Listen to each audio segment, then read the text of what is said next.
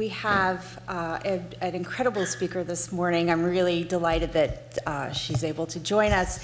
To introduce her, I'm going to call up Dr. Ali Arab, who is a professor of statistics at Georgetown University and is a representative of the American Statistical Association at the Science and Human Rights Coalition's Council.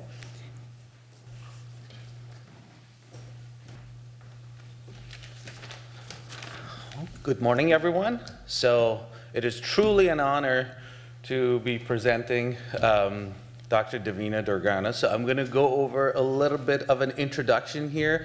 I know she's not an unknown face to many of you, but you know, it's always, I guess, good to remind ourselves of the great achievements that she's really getting here. So Dr. Davina Durgana is an award-winning international human rights statistician who has developed leading global models to assess risk and vulnerability to modern slavery.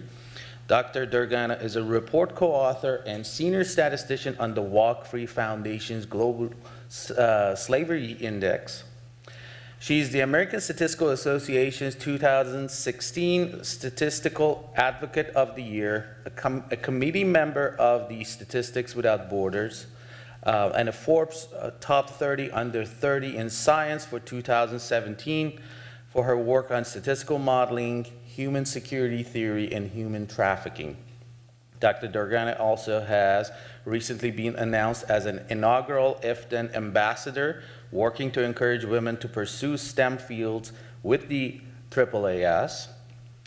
She is an assistant professor of sustainable development at SIT Graduate Institute in DC, where she served as lead faculty on the Inclusive and Human Security Graduate Certificate Program with the Institute for Inclusive Security. She was selected as a Google Fellow for Technology and Social Change for her work in human trafficking and technology. She was also awarded the Trafficking in America Task Force Award for Service for her contributions to the anti-trafficking field in the United States, and was named as a Disruption Awards Foundation Fellow for 2018. She serves on several expert groups for the United Nations, Department of Justice, and National Science Foundation. Her volunteer activities, I don't know how she can find time to do all of that, but anyways, her volunteer activities include serving as a sex trafficking specialist with the National Court-appointed Special Advocates in Washington, D.C. She has used her knowledge as a member of volunteer fire departments and an EMT to develop human trafficking specific protocols for training and continuing education requirements. She has served in Washington, D.C., Maryland, and Virginia as a mentor with Big Brothers Big Sisters.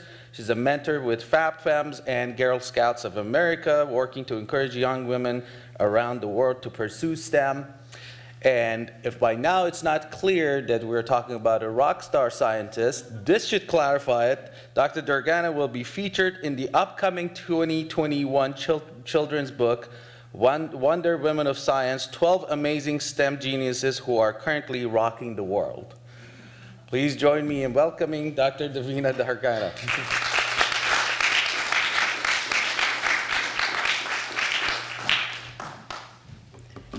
Good morning, everyone. Thank you for joining us, and thank you for that long introduction. So my name's Davina. You basically know everything about me now, but I will share a little bit about our work on the Global Slavery Index. Let's start with this. What are we talking about? The most recent global estimate of modern slavery, that's a project that we collaborate with the International Labor Organization on and share our global survey research program. We've concluded that in any given day in 2016, there were 40.3 million people around the world that were a victim of modern slavery. It's a huge number. To break that down a little bit further, within that 40.3 million, we have 24.9 million people that are in forced labor, and I'll talk a little bit about what that looks like, and 15.4 million people in forced marriage. This is a bit of an important distinction because traditionally our field hasn't always counted forced marriage as part of modern slavery. And so we kind of start to get into this difficult area where we're moving from global level prevalence estimation that needs to abide by UN and broad standards for definition, but then looking at nations and governments that don't necessarily include the same things. We'll come up against this a few times, and I'm sure you'll have some pieces in our Q&A that you'd like to highlight, but it's something that we navigate quite carefully. Among the industries for forced labor that we've identified, many of you may have expected to see sex, but did you expect to see domestic servitude? Those are people that are stuck in homes. Basically, they're cut off from the public sphere. They provide childcare, house cleaning, cooking, all types of services, and are often under the control of the individual homeowner. This becomes really difficult to access. How do you find somebody that's never let outside of the home in which they're worked and controlled? We also have many industries that are at risk. You might know a lot about migrant laborers in the United States, but agriculture is one of the most difficult industries to have clear labor rights communicated to the people that need that the most. We also have similar issues in construction. Typically in the UAE, we have lots of South Asian laborers who come to the UAE to do a lot of the construction that's ongoing there, and they have very poor working conditions and often no ability to leave or return home. We also have manufacturing and fishing, and I'll go into fishing in a little bit more detail. But basically, what do? The job here is effectively to find hidden people in uncontrolled spaces. It's very challenging because generally speaking, people want to keep their slaves hidden. In a world where it's outlawed in every country, it's not something that can necessarily be done out in the open. That being said, the way that we interpret modern slavery, it encompasses so many things that you might not expect. For example, did you know that there's a huge correlation between environmental degradation and modern slavery? There's illegal logging in the Amazon. There's forced gold mining that saturates mercury into the ground and destroys the soil. We also have forced conscription and child combatants even today, and even in places where there's a lot of regulation and oversight. So in Colombia, at the conclusion of hostilities with FARC, there still were known recruitment of child soldiers, and what's interesting about that is that it wasn't just guerrilla groups or non-state actors. The national police were also recruiting children, so you have an entire generation of children that are now affected. We also work very much on fishing, and our foundation, I'll go into this a little bit, we have a lot of research projects, and one of them is dedicated to flourishing oceans. Part of that is about the elimination of single-use plastic and other environmental conservation techniques, but another part of it is about overfishing and its impact on fishing-dependent economies in Southeast Asia, and what that means to fishing migrant workers who are now in a much more vulnerable situation.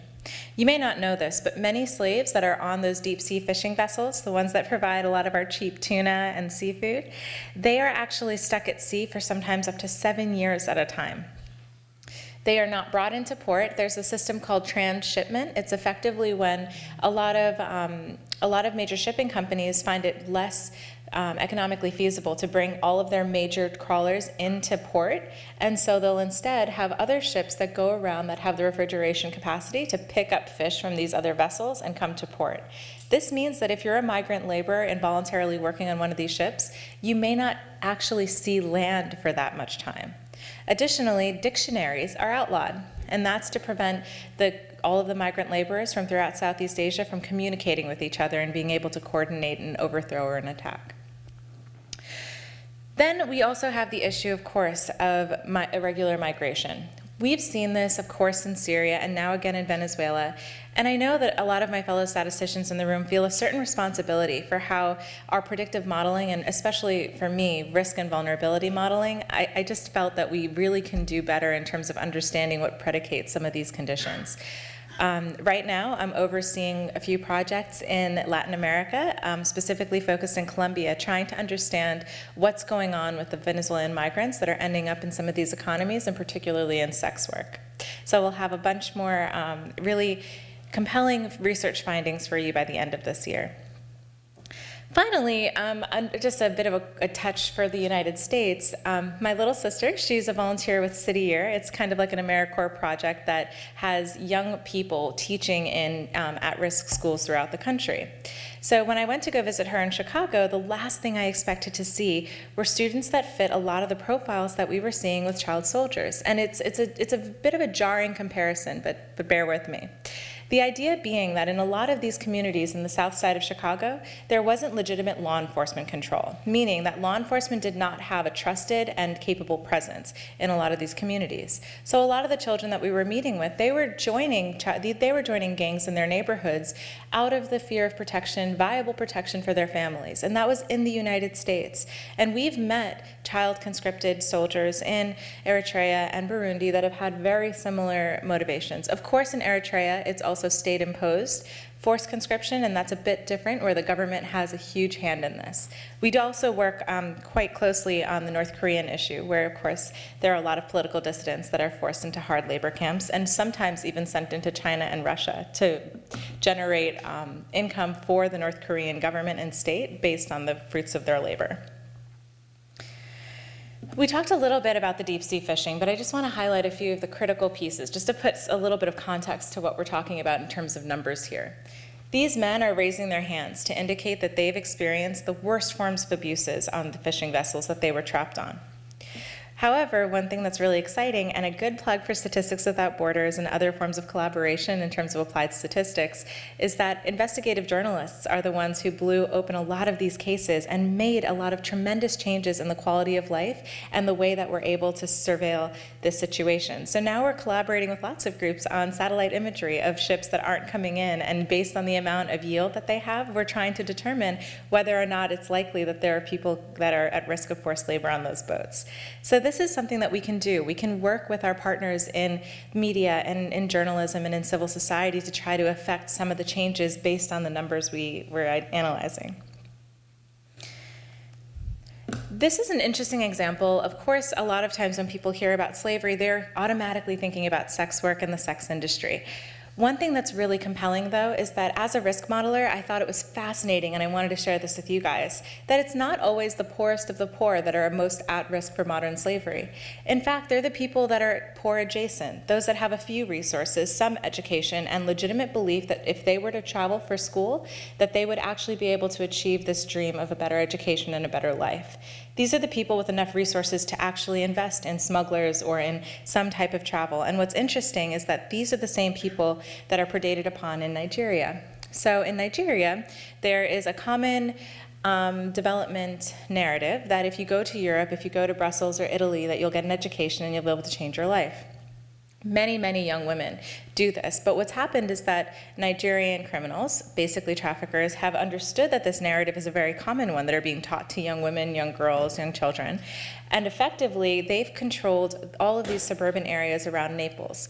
And so there's an entire network of Nigerian traffickers that look at women that come here and eventually force them into prostitution instead of allowing them to proceed with the opportunities they came to seek. One thing that we work on that's really difficult is child marriage. So you'll notice that that forced marriage number, that 15 million number, that does not include child marriage. If we were to include child marriage, this would be tens to hundreds of millions more people. When we talk about forced marriage, what we mean are that people are in a situation where they cannot refuse their situation of marriage, there's some threat from the family, and there also has to be a commercial aspect for this to be modern slavery. Usually that's a dowry or some other type of payment. There are many, many people that are being married off well beyond the age of child marriage. And so one of the things we struggle to identify is how that looks in the context of refugee camps, which of course are very unregulated and generally unsafe spaces. As I mentioned before, I do a lot of research in Colombia, and we're working a lot with the reintegration of armed combatants and child soldiers. This, as many of you might know, is a very difficult process and incredibly long-term. So when we're thinking about the consequences of slavery, those aren't just the current criminal and criminal justice implications of a crime, right? Those are the societal long-term effects of generations of children that will carry this harm with them. And then finally, of course, I always come back to Venezuela. I really consider Venezuela as something that is another case for us to really analyze in terms of human rights intervention and policy that can help protect people before trafficking or other crimes can occur. Right now in Venezuela, there's a stretch of the Venezuelan-Colombian border that is unnavigable even for US government or military personnel. They won't even let us into this area, and yet people are fleeing Venezuela on foot through this unregulated terrain. When you imagine the reality of that, it means that the most vulnerable people are now in a position where they cannot receive protection. And so we have to really consider how predictive analytics and modeling can help us to understand situations like this and to help create a preemptive response and at least a mechanism for some of these people to receive assistance before it becomes a crisis point. I always like this quote where Donald Rumsfeld kind of points out there are unknown unknowns, right? Things that we don't understand. And this idea is that in public policy, specifically when we're talking about these big numbers that represent these real life experiences, there is a purpose to it. So for public policy, a lot of people wonder what the utility of a global estimate is, right? It's so large almost to be something that's inactionable, right? What do you do with 40.3 million as a number? But what it's done, us focusing on global estimates, has actually meant that over time we've uncovered whole areas of our discipline that we didn't even know required attention. We had no idea that there were all of these issues related to deep sea slavery until we started doing these global research projects and ended up finding 4 or 5 out of the thousands of respondents that we had that were talking about trends like this.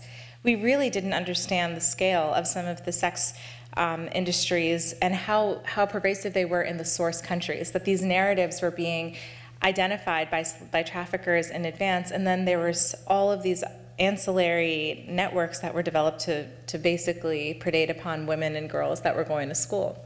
So one of the plugs is that global estimates honestly are a function of scale. What they do is they tell us what the problem is relative to other countries and whether it's better or worse in a large sense. But what it also does, aside from being what policymakers are asking us for, that the UN level and Sustainable Development Goals advocates want numbers, they want to understand if we're improving or getting worse in terms of this problem. And just to note, I think our surveillance is getting a lot better. So these numbers will probably continue to go up, although there are material differences in how governments all around the world are tackling this issue. So we actually won't know for a long while whether or not this is a symptom of greater surveillance or more effective law enforcement just based on the numbers alone. The context here is critical, and that's why we must work together with our partners on the field. I touched a little bit on this, and I'm so glad that my colleagues from HRDAG are here because we've actually been working on a program with the UN Office on Drugs and Crime to implement multiple systems estimation, exactly following their example, for modern slavery with developed countries. So I'll talk about this in a bit, but effectively, surveys are not really feasible to identify modern slavery victims in developed countries. Generally speaking, it's a lot harder to find, and so for a sample size of 2,000 people in a nationally representative survey, we're just unlikely to find someone if we were to do that in the United States. However, for developed countries, we have the benefit that many of them have been collecting victim data across government agencies within their own countries for a long time. And so we've been really lucky to have some great successes following some initial efforts in the United Kingdom. We've done this in the Netherlands, Serbia, Romania, Slovakia, Australia, and Belarus. And we have several other countries that are coming on too. And also those efforts are even being improved upon now because it's also a matter of capacity building. Those governments now understand what they need to be able to estimate this and are continuing to send us more and more data as the years have gone on. So what's interesting, and I'll share some information about this, we have a special edition coming out in crime and delinquency that will address some of the methodological improvements we've made since we started this project about 4 or 5 years ago, and I'm really looking forward to sharing that with you. Just a little bit about how our organization works. So the Walk Free Foundation is an umbrella organization that encompasses my work on the Global Slavery Index with my colleagues.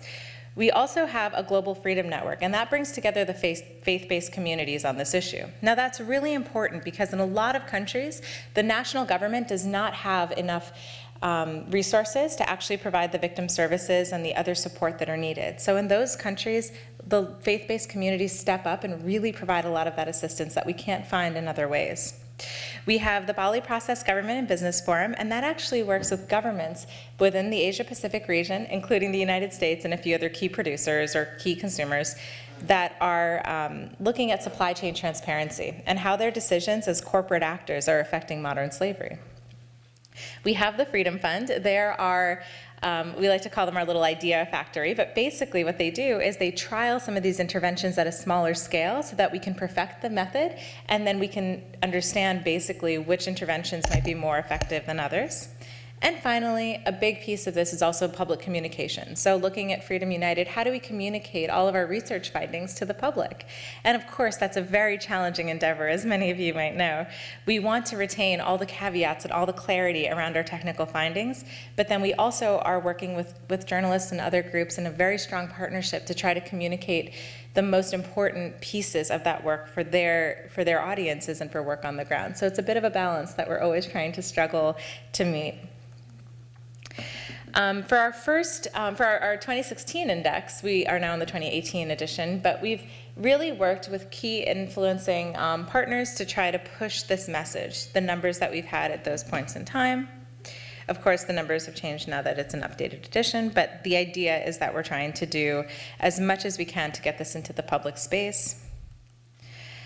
And I mentioned before, what we're doing now is effectively basing a lot of our estimates with the International Labour Organization on a survey research program. We do this in partnership with Gallup World Poll, and effectively our modules are an add-on in certain countries to that World Poll. So we actually have the benefit of a lot of other data about some of our respondents that we can use to try to advance some of our risk modeling.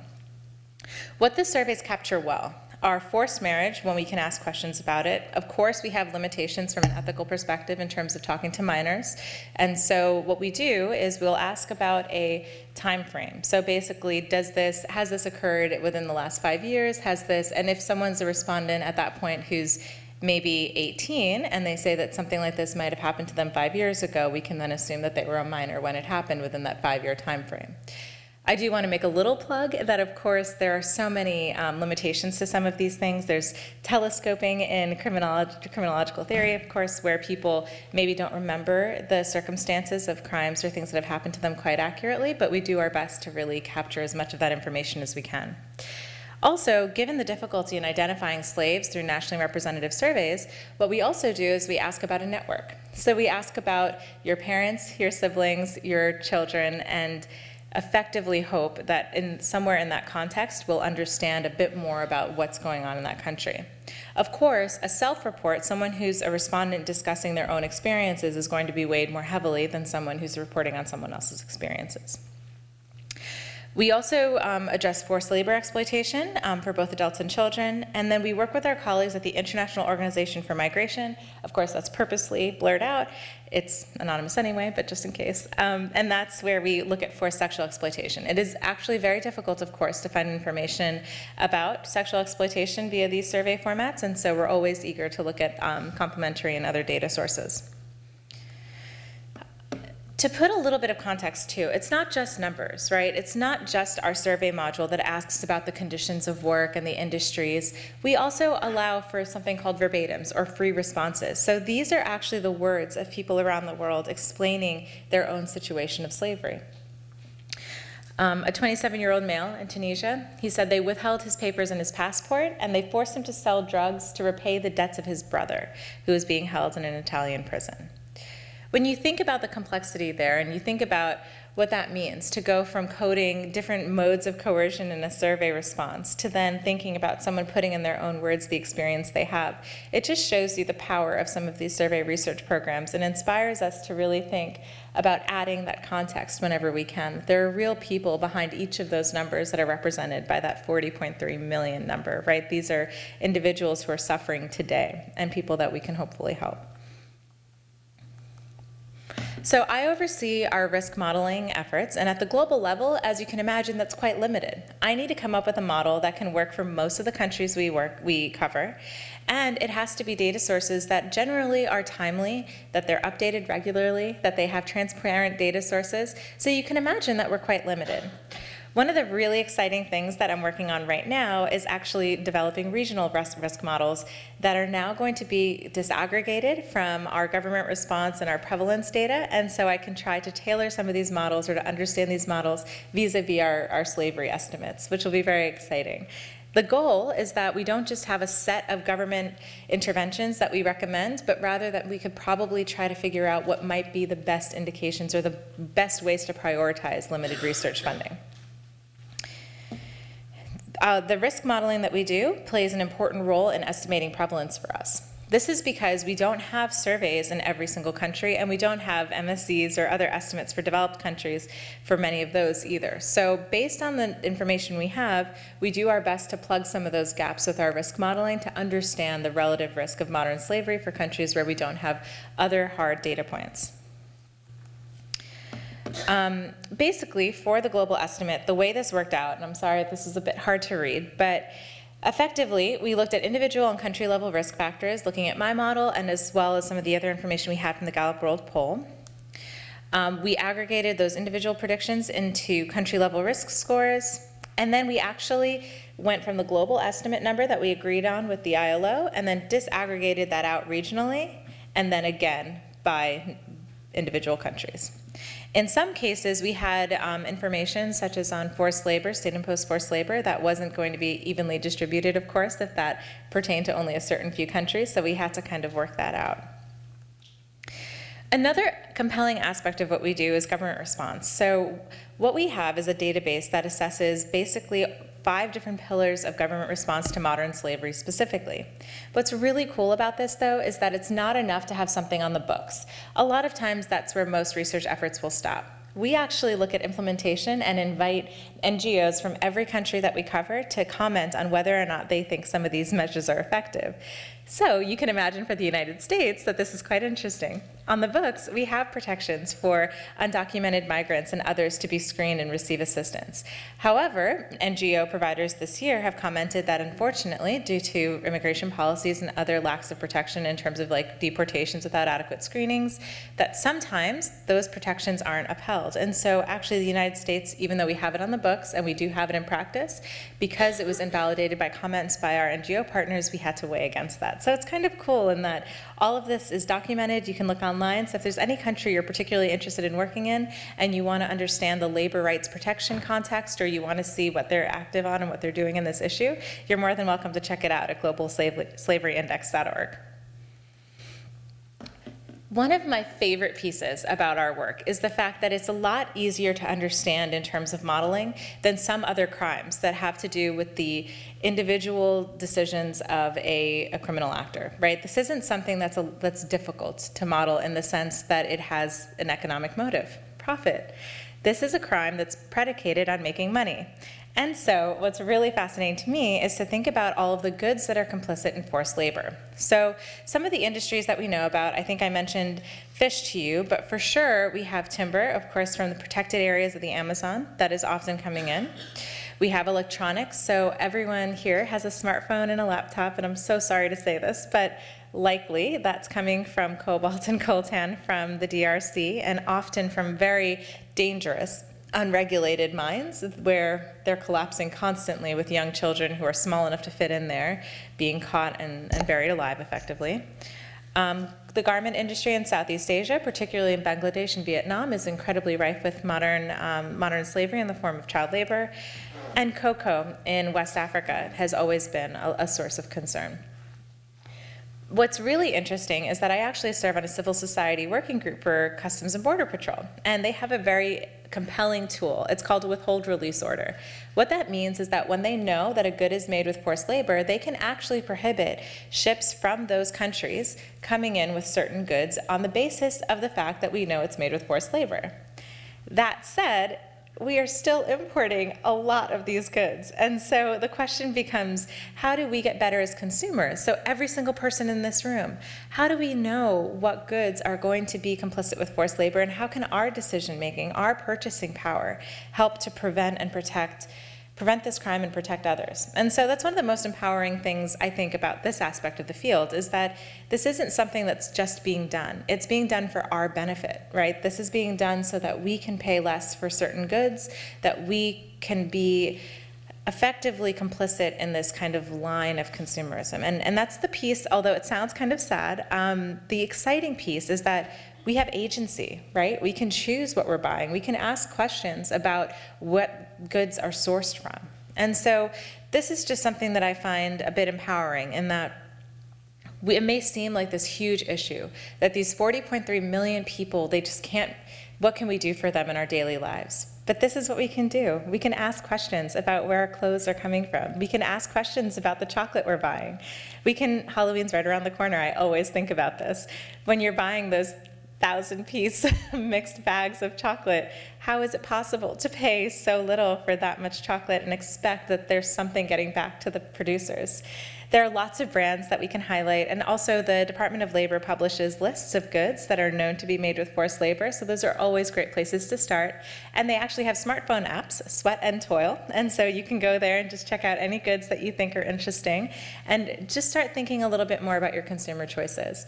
There's also a Modern Slavery Act in the United Kingdom and another one in France, and also one in California, that requires that businesses that do over a certain amount of business, and in terms of volume of trade, they actually have to report on their website, on their main page, about their modern slavery efforts, meaning that they can say, these are the things that we do to ensure that modern slavery is not a part of our supply chain. So if you have a favorite company, I think you should just check it out. Maybe just think about what that's looking like. Now, this is the sad part. This is the amount of money that was coming into our countries in the United States from these places. From China and Malaysia for electronics, from China, Vietnam, India, Thailand, Malaysia, Brazil, and Argentina for apparel. You've got fish, you've got the chocolate from Cote d'Ivoire and Ghana, and you've got the timber from Brazil and Peru. Also acknowledging, of course, the implications of environmental degradation, where, of course, Brazil and Peru are typically protected rainforest areas. So it's just something to think about, that we have power here. It's not just these criminal actors, it's not just these huge numbers of victims that have been hurt by this, but we have the power to change it, and we also have the power to make others care about this as well. So thank you, everyone. That's basically the talk, but I think we have some time now for Q&A if anyone has anything they'd like to share or to ask.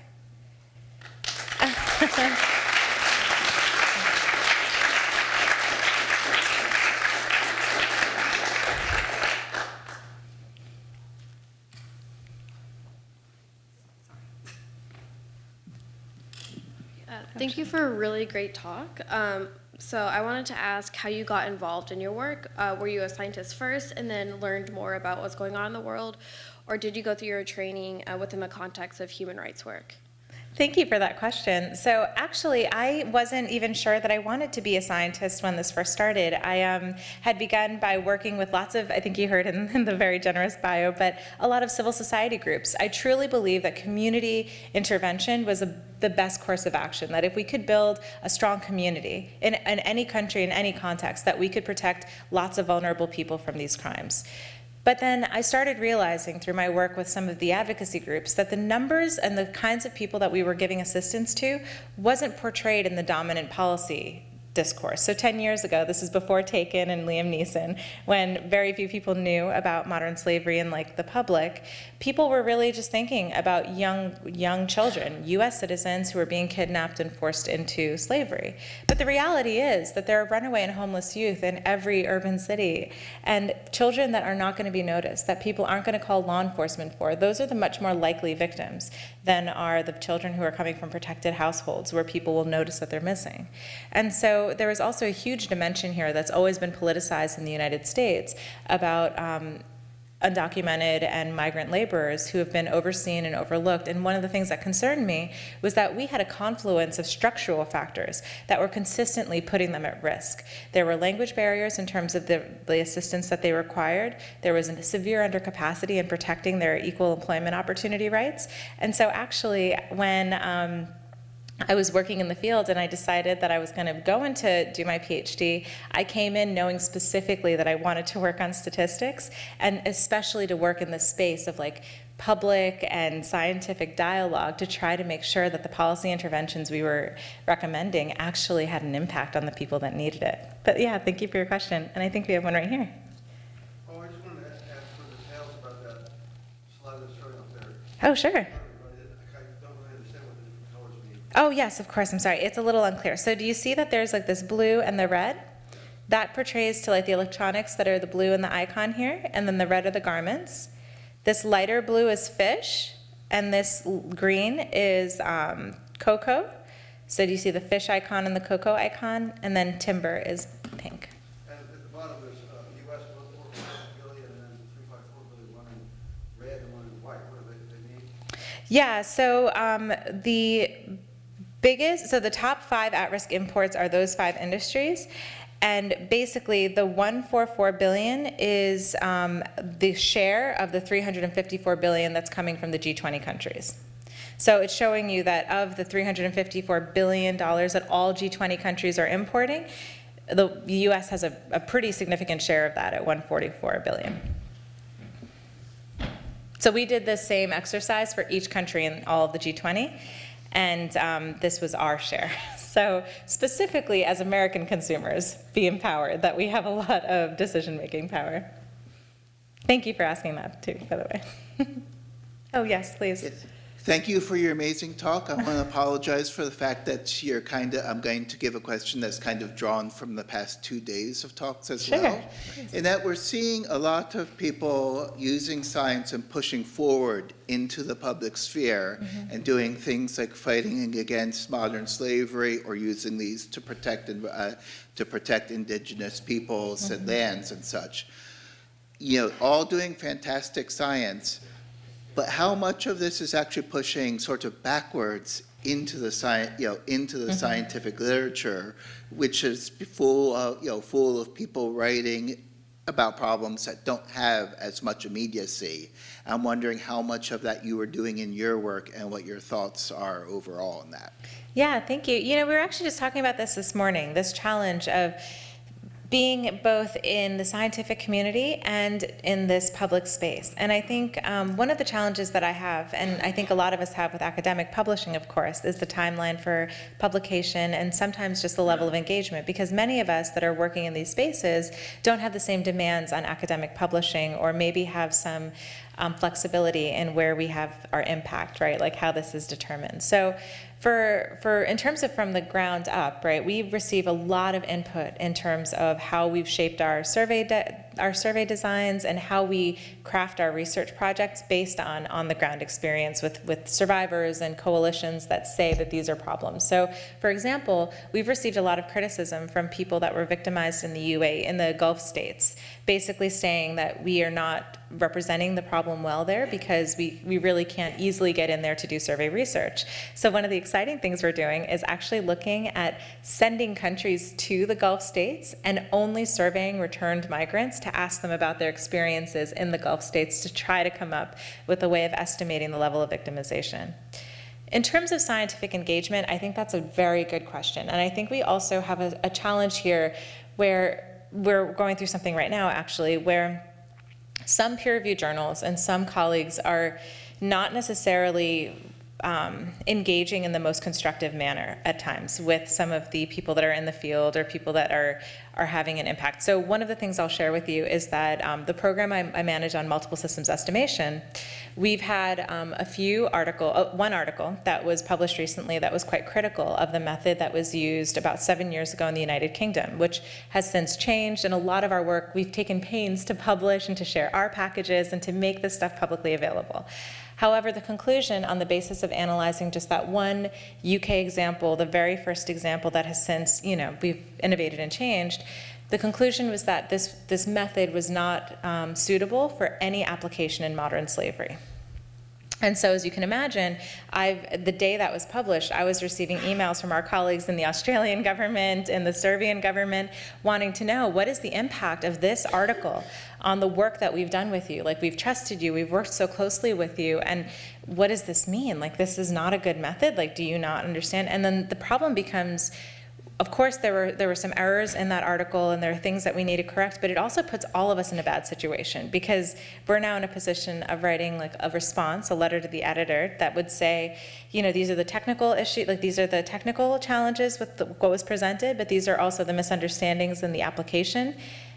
But the problem is it weakens our whole academic approach, right? Because now it makes the journal not look so great, it makes the authors and reviewers not look so great, and it also makes all of us kind of in this position where instead of constructive and collegial interaction, we're now almost kind of working at odds. And it's one thing I would say about my general experience engaging with other academic colleagues is that there are times for grandstanding and for making positions made known that are going to be contrarian or difficult, but if there's an opportunity to at least understand what's being done or to engage or to ask questions, that's definitely the best first step than it is to try to discredit things. Because at the end of the day, it becomes really embarrassing when you have an entire set of people who have expertise in this clearly outlining all the things that you've done wrong. It just doesn't need to be done in a public space, because I think it weakens all of our engagement together. So it's something that I'm really struggling with, is how do we reconcile a very broad academic community that has very many objectives in very many directions alongside this idea of like a constructive environment where we work together and collaborate to have the best science possible for the people we're working with. I don't know if that answers your question, but these are kinds of the things that we're dealing with right now. In some ways, it further confuses the points, but some Yeah. discussion has to be had. Yes, absolutely. No, I think so. Yeah, I definitely don't have an answer for it. Hi, thanks so much. Fantastic talk. I was wondering if you could speak a little bit to how we can do more within the United States. We work on anti-trafficking and modern slavery in Ohio, Great. and have a difficult time measuring it for Yeah. various reasons. Other than like victim data, which you already addressed, do you have other techniques or advice you could speak to? Sure, Thanks. thank you. Yeah, and I'd love to chat with you more about this too. So my dissertation model actually worked on the US and creating a risk model for minors here. And the reason wasn't because I thought minors were the most important group by any means. It was actually because we had better data about minors in general. Generally speaking, it's a lot, if a child isn't where they're supposed to be, then they're considered truant, and there are certain data sources we can pull on for that. So sometimes it comes down to just feasibility and like kind of working with the data that we have. The other part of this that I think we always are underutilizing is that there is a consumption piece of this, right? There is a piece of this where people are purchasing either goods made with forced labor, services produced with forced labor, or sex under duress. And I wonder how much we can do more collectively to think about how we understand the patterns of purchasing behavior, because I think if we understood that better, we could understand where the supply will naturally flow. And so part of the challenge is that we're measuring vulnerable populations that will, in some ways, there will always be a vulnerable population to some crime. But there's a piece of this that I want to understand better, and I'm sure you do too, about not just the consumption patterns, but also the criminality.